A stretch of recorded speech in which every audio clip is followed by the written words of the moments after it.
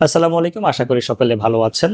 আমরা দেখতে পাচ্ছি যে ইদানিং অনেক মানুষই আমাদের কাছে আসেন শরীরের অতিরিক্ত ওজন কমাতে, মেদ কমাতে, ভুঁড়ি কমাতে। তারা ওষুধের খোঁজ করেন যে কোনো ওষুধ আছে কিনা, কোন ওষুধটি তারা খাবেন, আসলে ওষুধ খেলে মেদ ভুঁড়ি কমবে কিনা, বা কি করে এক কথায় সে তার অতিরিক্ত ওজন অথবা অতিরিক্ত মেদ ভুঁড়ি কমাবেন, এই বিষয়টি নিয়ে খুবই উদ্বিগ্ন অবস্থায় রয়েছেন, খুবই অস্বস্তিকর অবস্থায় রয়েছেন। তো আমাদের কাছে যখন আসে এই কথাগুলো, যখন বলে যে এমন কি ওষুধ আছে যে ওষুধটি খেলে আমার মেদবুড়ি কমে যাবে, অথবা আমি শুকনা পাতলা হয়ে যাব, আমার অতিরিক্ত ওভার ওয়েট যেটি আছে সেটি কমে যাবে, এক কথায় যে স্থূলতা কমানোর কোনো ওষুধ আছে কিনা।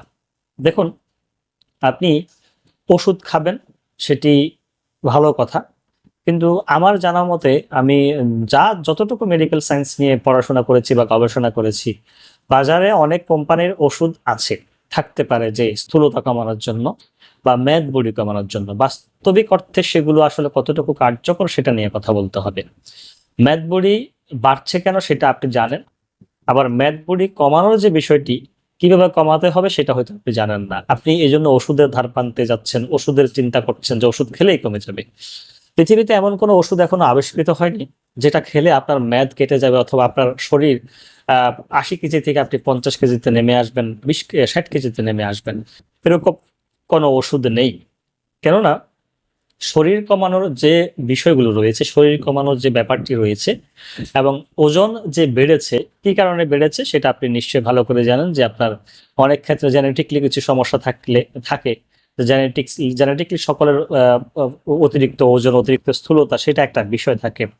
আর একটা বিষয় হচ্ছে গিয়ে পিতা মাতা ভাই বোন সবাই শুকনা, কিন্তু আপনি হয়তো অনেক স্বাস্থ্যবান, স্বাস্থ্যের জন্য আপনি অস্বস্তিকর অবস্থায় রয়েছেন। এই বিষয়টা নিয়ে আপনি খুবই বিব্রতকর পরিস্থিতিতে আছেন। দেখুন, ওজন কমানোর একটাই উপায় আছে, সেটা হচ্ছে শারীরিক এক্সারসাইজ, অথবা শারীরিক যে ব্যায়াম। শরীর থেকে যে ফ্যাট ঝরাতে হবে, ঘাম ঝরাতে হবে, অতিরিক্ত ওজন কমানোর জন্য ব্যায়াম ছাড়া কোনো বিকল্প নাই।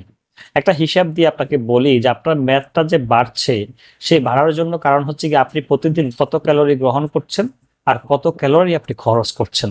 আমরা হাজার হাজার মানুষ রয়েছি, অনেকেই আছি, প্রত্যেকদিন 500 ক্যালোরি, 1000 ক্যালোরি গ্রহণ করছি, কিন্তু ব্যয় করছি মাত্র 100 ক্যালোরি, অথবা অনেক ক্ষেত্রে 100 ক্যালোরি আপনার বার্ন হচ্ছে না বা পুড়ছে না, জ্বলছে না।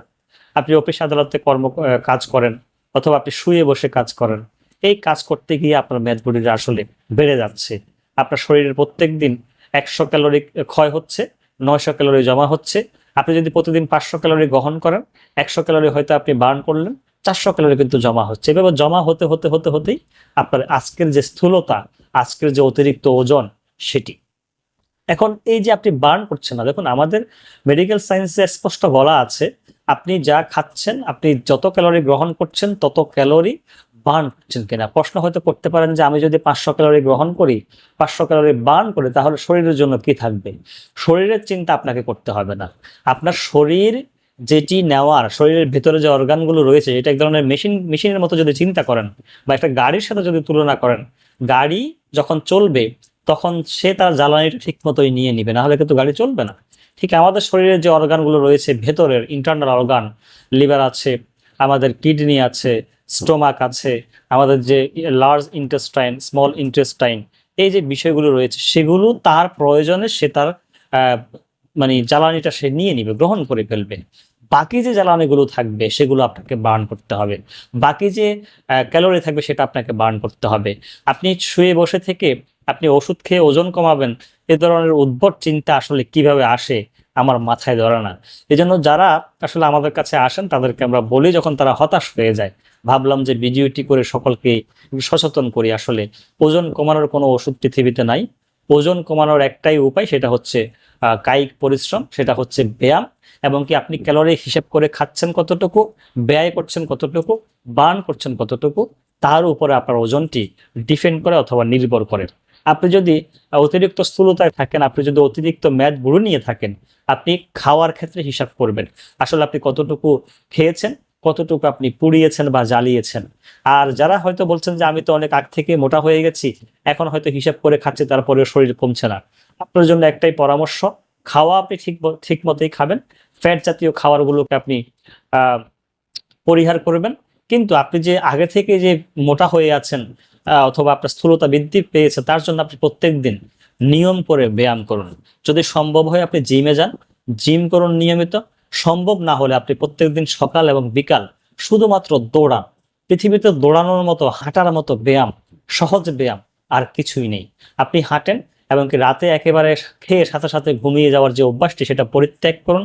রাতে আপনি খেয়ে আধা ঘন্টা 20 মিনিট হাঁটুন, হেঁটে শরীর থেকে ঘাম জড়ান, বার্ন করেন ক্যালোরি, তারপর আপনি ঘুমাতে যান।